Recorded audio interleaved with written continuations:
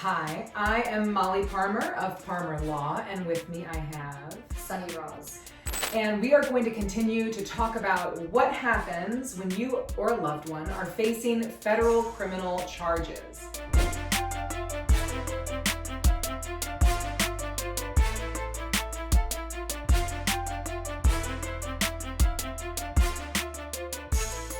So last time we talked about that first appearance, the initial appearance, the arraignment, but today we are going to talk about one of the most significant parts of any criminal case. How to get out. Pre-trial. Exactly, how to get a bond. All of my clients really want to know when they've been arrested, how can I be released? And so today we're going to discuss the Bail Reform Act, which is an act that was passed and then codified, made into federal law. Which section of federal law is it? 18 U.S.C. 3141. And 42. And we're going to walk through the procedures and the standards and what happens to get a bond in federal court. One of the most significant things about a bond hearing or a detention hearing in federal court is that unlike state court, you typically only get one chance to get a bond in federal court. Either you get a bond or you don't. It's not like you have a series of hearings, you ask for a reduction in your bond, you either get one or you stay in pending trial. So, very significant hearing, and we are going to walk you through all of it. Like we mentioned last time, at your initial appearance, the government will indicate whether or not they are making a motion for you to be detained. And if they don't do it at that initial appearance, it's too late. They can't do it otherwise. Correct. So if the prosecutor, the AUSA, says, Judge, I am moving for detention, and you can expect you're going to have a detention hearing and you need a defense lawyer to advocate for you to get a bond and to be released. So this motion from the prosecutor triggers a hearing in front of the judge. It's often, as we talked about last time, 3 days after that initial appearance. And this hearing follows criminal procedure. What kind of procedure applies at the detention hearing? So the rules of evidence don't typically apply here, but hearsay is admissible. And that's one of the, things that people don't realize. So at this hearing, there are certain rights that you have, just like you had at your initial hearing. One of the ones is right to counsel. You have right to have your attorney present, either hired or appointed. You can testify, but you also have the ability to call witnesses, to cross-examine witnesses that the government may call, and there can be no really detention just based solely on government allegations. They have to put forth something as to why you should be held. That's the procedure. And then the judge, in light of what is being presented in front of him, and as an aside, I would never have a client testify at their bond hearing. But you are going to have the government put forth some evidence and you can cross-examine their witnesses. And then at the conclusion of the hearing, the judge has essentially 4 options. What are those? So those that the judge can either release the defendant on personal recognizance or a unsecured bond. They can release you on conditions. They can temporarily detain you to permit a revocation of, a conditional release or perhaps deportation, and they could also just detain you. Right. So when we talk about personal recognizance, that means a bond that you don't have to pay any money to be released on. Your signature, you signing the paper, is sufficient for that bond, to be met. So that's what satisfies it. Right. And oftentimes in federal court, that's what we see. We see the judge say, I'm going to give you a bond. It's going to be a $20,000 unsecured bond, secured by signatures only. It's basically releasing you on your own recognizance. You don't have to go through a bonding company, because federal law and the Bail Reform Act and 18 U.S.C. 3142 make clear that either you get a bond or you don't. You don't get a bond you cannot afford. So as Sunny mentioned, the judge has those options. He can release you on an unsecured bond. He can release you on conditions with really no bond, just some things you're supposed to be doing while on pretrial release. He can temporarily detain you to wait for you to be deported, or he can detain you for the pendency of the case. So, very significant hearing. Like I mentioned, the Bail Reform Act basically says if you cannot afford a bond, that should not be a reason for you to be detained. If the judge wants you released, he will facilitate and fashion a bond that will afford your release. So that's an interesting thing about the Bail Reform Act as compared to state procedures. The act expressly provides that you shall be released on personal recognizance or an unsecured bond, unless there are a couple of issues that could kind of cause a hiccup. The first one would be that you're a serious flight risk or you pose a danger to any other person in the community. Right. But even if the court finds that you are a flight risk or a danger to the community, the court still has to consider bond conditions that could secure your return to court or protect those that are at danger if you are released into the community. So those are essentially the standards. And when the prosecutor, the AUSA, files their motion for detention, they will include in that motion whether they're alleging that you're a serious flight risk or whether you are a danger. And just to briefly go over to a danger to a community, what does that mean? A couple of things that could cause you to be considered a danger to the community is any terrorist offense, a penalty of 10 years or more, an offense for which the maximum sentence is life or death, a drug offense with a mandatory minimum of 10 years, which a lot of the drug offenses in federal court have a mandatory minimum of 10 years. Any felony committed after the defendant has been convicted of 2 or more crimes of violence or drug offenses, and that's not just federal, that applies also to state charges. Any felony, which even if it's not a crime of violence, which we'll touch upon briefly later, if it involves a minor victim, possession of a firearm or destruction device, or failure to register as a sex offender. So those charges can render you a quote-unquote danger to the community. We also reference this crime of violence situation. That is a term of art in federal court, but you should have a lawyer that explains to you whether or not you are charged with a crime of violence or any of the other myriad charges that Sunny just went through that would make you under federal law a danger. But like I said, even if you are found to be a danger, the court still has to consider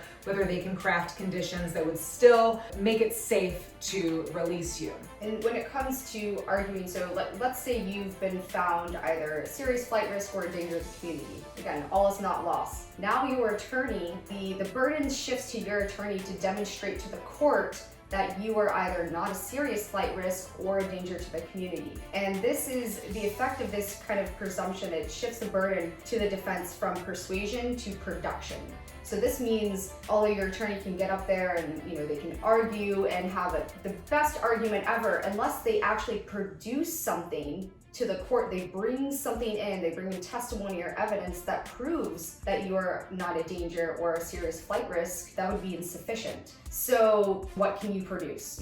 Things such as having your kids come and testify, maybe baby mama come and testify, your parents, your Uncle Joe, perhaps your employer. And these people are going to testify as to why, although you've been found to be a flight risk or a danger to the community, that you should be released. And they're going to talk about, you as a person, your kind of daily life and like how they know you and how you're not just whatever's on this paper. Right, that's a really good point. And it is true that simply having an attorney stand up and make arguments, if you are facing charges that are listed under those that make you a danger, it's really important that your lawyer knows how best to present this to the court. You can't just stand up there and proffer. You must have evidence or testimony to overcome that burden shifting that goes on in a bond hearing. So you have to have an experienced federal defense lawyer. So the judge is going to then consider factors that are found to be quote unquote relevant to the determination of whether or not you should be released. What are those things the judge is going to consider? So they'll look into the nature and circumstance of the offense charged. So, was it a violent crime? Was it a drug offense?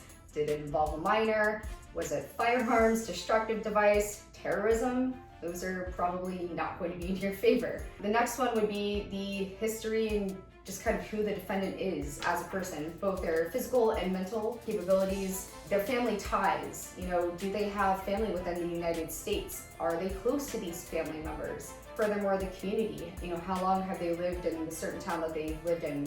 Are they involved in maybe the church or a youth group or volunteering at a soup kitchen, those types of things. They'll also look at their history of employment. If they've been employed by the same company or self-employed for a significant amount of time, that shows that this person is stable and that they are more likely to come back to court. They'll also look at financial resources, past conduct. They're definitely going to look at your criminal history and, times that maybe you haven't shown up to court or you had warrants for your arrest out, those types of things, or violations of pretrial conditions. They'll certainly consider those. And then the other one is they will look to see if you were under supervised release at the time of this particular offense when that was committed, because they look to see if you had already been given this opportunity to be out on the outside, whether it be pretrial or probation, and you picked up another charge. That shows that maybe you're not taking it as seriously as you should. And a lot of these things that Sunny just mentioned are going to be contained in that pretrial services report that we mentioned in our last episode, that's created by the pretrial services officer who's going to interview you or your loved one if you've been arrested by the feds. It happens pretty immediately, right away, and they make this little report that goes to the judge so the judge can analyze all of these factors that Sunny just listed that are relevant to the detention determination. So when the judge is thinking about all of this and analyzing who is before him and what's before him, basically the judge has to think, all right, what conditions can I craft that either assure the appearance of this person back in court or that make the community safe despite them being back in the community? So what kind of conditions does the judge typically consider? So in addition to posting bond, they could require you go to drug treatment or perhaps alcohol testing, that you have some sort of curfew or maybe even home detention where you just have to stay in your house, you can't leave.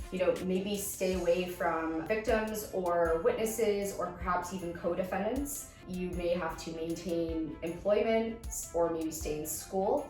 The other thing is that you may have to stay in the custody of a particular person, and this person, it could be really anyone you have a relationship with. It could be your mom, it could be your dad, it could be your distant cousin, distant in terms of relation, but you're close to them. It could be a girlfriend, but these people act as essentially mini police officers, and they're required to report anything that you do in their custody that you shouldn't be doing.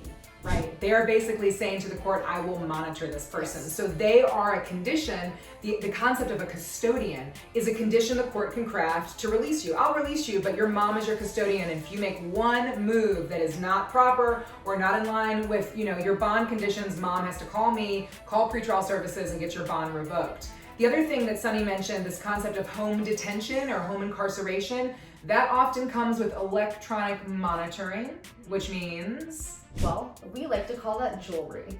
So typically that is a ankle bracelet that they put on you, and you have to keep it charged. You can't submerge it in water, and this thing tracks every move that you make, whether it be you staying inside of the house or abiding by a curfew, staying away again from the witnesses or victims or co-defendants. They can track every move that you make through this global positioning device. Exactly. So obviously having that jewelry on is better than being locked in pretrial detention, but those are the things the judge is going to consider during this detention hearing, this most significant hearing. So if you are facing something like this, you need an experienced federal lawyer that knows the ins and outs and knows what the judge expects and knows about the shifting of the burden and producing the evidence. So hopefully you get one, and hopefully you get a bond. The last thing we'll mention is that if you are so lucky to be given a bond and you are going to be released back into the community to fight your charge from the outside and assist your lawyer while you are temporarily free, there are a couple of things that could happen if, for example, you violate the conditions of your release. Two things. Either the court could revoke your release, so that means you could be detained in federal detention until trial or the conclusion of the case, or you can get more charges. The feds love more charges, so you can be charged with bail jumping. So the hope is that you have this detention hearing, you get a bond, you're released on conditions with an unsecured personal recognizance bond, and you go out back into the community, back to your loved ones, back to work, and you don't violate these conditions, and you prepare to fight your case and win. And we will talk more about how to strategically do such things, that is the winning and the fighting of the case, in our next episode.